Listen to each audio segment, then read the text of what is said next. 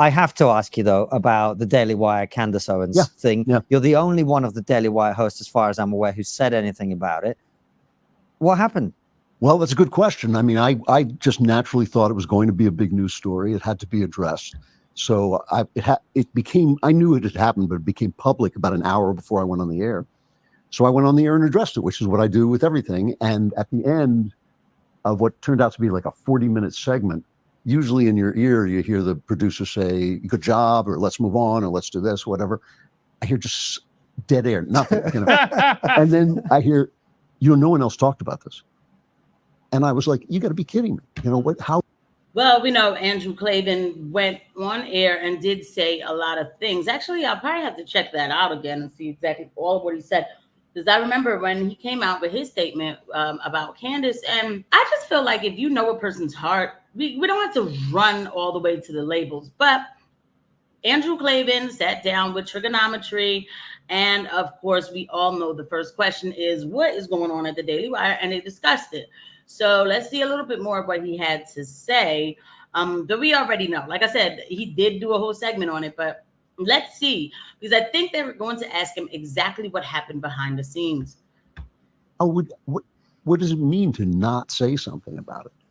And ever since, I've been the target of what they call the Groypers. I just call them Nazis because that's what they are. And it was kind of a painful thing because my interactions with Candace were all in the makeup room and were always incredibly friendly. I spotted her as a huge talent years before she took off. I mean, I saw her on YouTube when she had no followers, virtually. She had a small following. I just thought that's one of the most talented broadcasters I've ever seen. I had her on my show. I told the Daily Wire to hire her, which they didn't, which cost them a lot of money.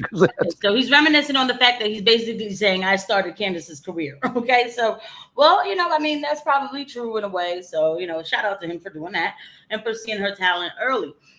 So the thing is, with everything going on in the world today, we are at a point, and I knew 2024 was going to be very hot. I knew it was just going to be hot. Hot what? Hot with headlines, with situations, with stories. What I didn't really expect necessarily, because when I was thinking 2024 was going to be hot, it was like last year in the summertime. And I was just thinking like we're coming up on election year, And what I didn't expect was to find out that we would be basically seeing people for who they are. Now, people can feel how they want about the Daily Wire, their empire. And listen, they built a wonderful thing. What I just don't understand is the about face they did with Candace Owens. Maybe, okay, fine. Ben Shapiro, fine. We'll leave that alone. Like, we'll leave him alone. But everybody else, like Michael Knowles. Michael Knowles, I believe, is the godfather of like one of her kids or something like that, right?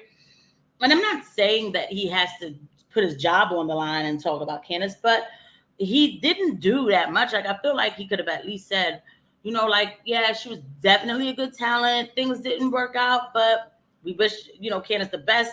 I know Candace, we're good, and we wish Candace the best.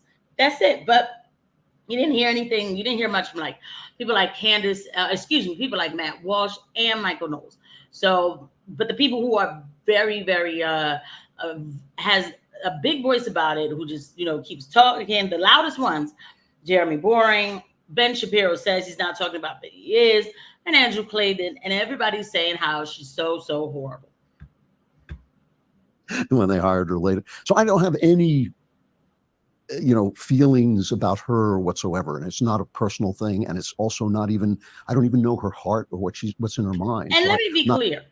I don't know what's in her heart or in her mind either. I do not know. Let me be clear. I don't know Candace Owens.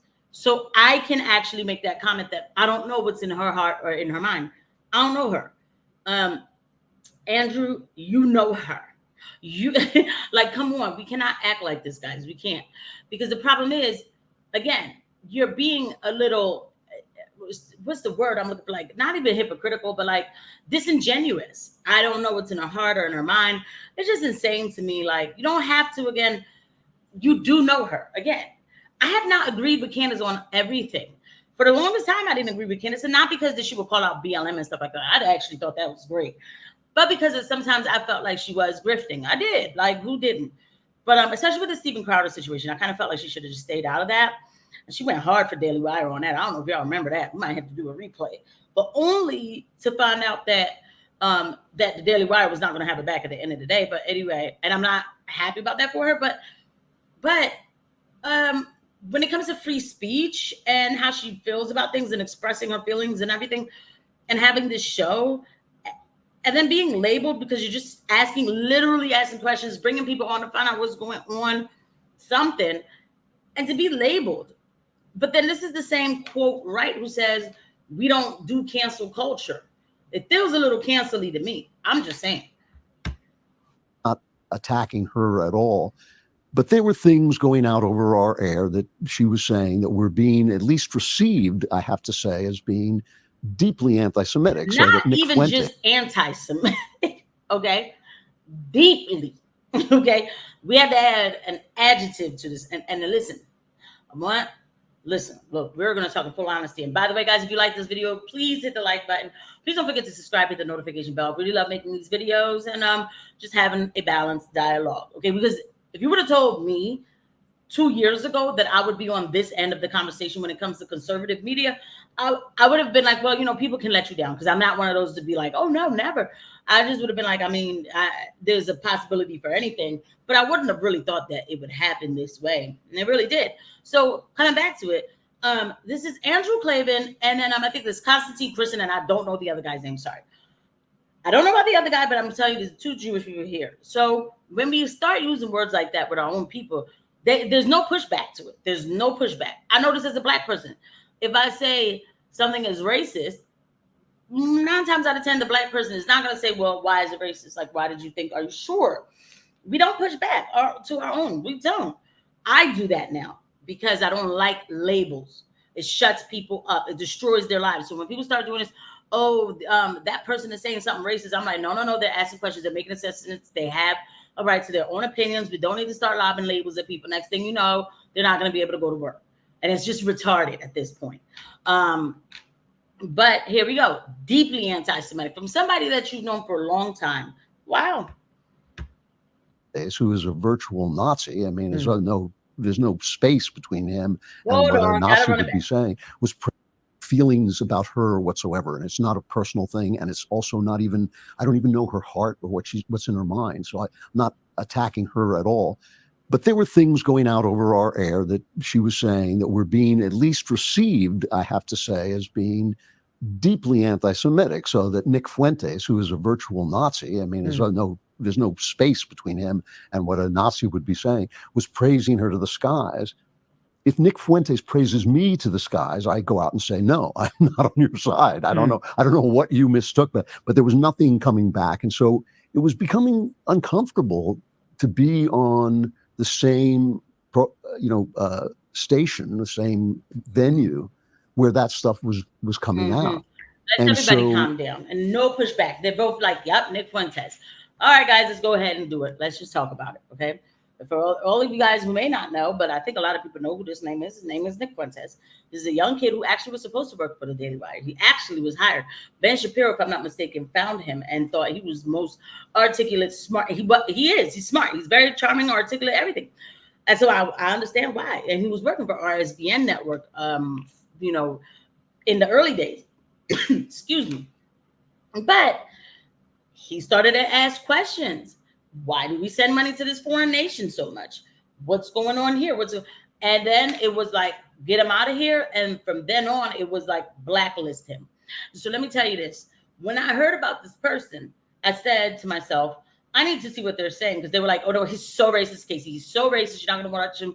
He's just vile. He's vile. He's the worst. I'm not going to lie to y'all. It's a bunch of Jewish people who were telling me that. Black people, though, they do get worked up about them. Don't get me wrong. But I was like, okay, I'll go in and I'll watch it. And with an objective ear. Now, I'm not even going to say the point about agreeing, because it's ridiculous, okay? I'm not having dinner with any of these people, okay? I'm just getting the information or just listening to something. And you're also listening to a person who, let's be real, was blacklisted at the age of 18, is off a stripe and all this other stuff. And that person does not need me to make the defense for him. But the point is, Everybody should be allowed in the conversation when it comes to America and what's going on with America. Nobody should be left out of it, except for actual criminals and people who hurt kids. Yes, I'm not crazy. So, but I'm talking about people who, yeah, you, I guess, call them a white nationalist. So what? If it's about America, we need to know how everybody feels and how they feel disenfranchised. Veterans, you know, there is an anti-whiteism that is happening here. I'm not shocked that there's a group of white people who feel a little, I don't know, disgruntled. Okay. Now, and I don't know all the comments he's made, but it just goes straight to we come back to, look at these people's faces. There's no pushback. It's like, yep, go ahead and say whatever. I would have been like, yeah, but you know, it's a little bit of a cancel culture. If that person is saying, oh, she did a great job, why do I have to come out and be like, I condemn her? Like, really? Really? She's just like, whatever. Like, I'm moving on. I'm not paying attention to it. It is what it is. That's it. And so, wait, is that why she was fired? Because somebody said that she was doing a good job or whatever. They saw that interview with the rabbi, and I think y'all should go ahead and take a look at it. And y'all got rid of her for that because she didn't condemn him fast enough. That's very scary. That's actually probably even worse than the left, because the person is saying you did a good job, but you don't know the person. So I can't keep my job if I don't denounce this. What is this? Some sort of, this is weird. This is weird. At some point, everybody can agree on something, no matter where you come from. You can agree that the sky is blue. Like, you see what I'm saying? This is a bit much. Without ever having any kind of personal animus toward Candace, or even knowing what it was she intended. You know, I'm not even saying that was, you know, how she intended it to be received.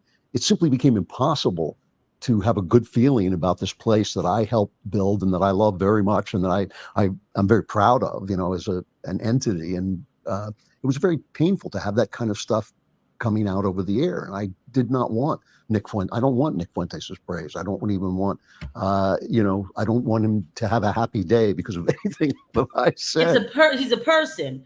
You done said his name 3 times. Now I'm starting to wonder, like, why are they so threatened by this person 3 times already? I believe, yes. And then you talk about his following, like it's turning into, what is this about, the Nick Fuentes show? Like, it's a bit much. Like, I'm almost afraid that the algorithm is going to pick this. Like, what? And you don't even want him to have a happy day. He's a person. What kind of Christian art? Remember, Andrew Klavan is a Christian, right? And that's the thing. Is uncomfortable. By the way, she never played his clips on air. What's going on? What's going on is that there's gatekeeping everywhere. There is. There's absolute gatekeeping everywhere.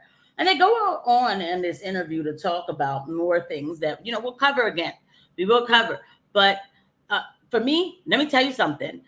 And a lot of people are seeing this. You're going to see what happened in the last 6 months is that people are waking up to the fact that the same behavior that we were condemning the left for, the right does it too, and possibly does it even better, or possibly does it even harsher, if that's, you know, basically the tone that I want to take with this. like they simply just don't play. You know, he said you did a good job, so we're gonna fire you. That's a bit much, but it's good to know who we're dealing with. I mean, look, the Daily Wire isn't going anywhere. I don't want it to go anywhere. I don't. It's just, I remember the Daily Wire 2 years ago saying that, you know, they're fighting for freedom of speech for people, and they're the fighters of freedom of speech. And they were on a space with Elon Musk talking about how they're fighting for freedom of speech for people. And I remember thinking, like, wow, like, what are you doing? Like, are you like coming to YouTube and finding like smaller content creators? And if they have a problem, are you assisting them with legal fees or something? Like, I'm confused as to how you're doing this, because really they have a setup with YouTube. So it's not even like they're really, you know, red lines, you know, they're not on the front lines of this thing, right? But now this is what you build your platform on, and you literally did the same cancel culture that you condemned the quote left for. So everybody's just, to me, is, I mean, you know, when it comes to them, they can't handle it. You know, it's disingenuous. There's a lot of that going on, but people are seeing it. Whatever. Shout out to everybody. Everybody will be fine. And thank you guys for watching.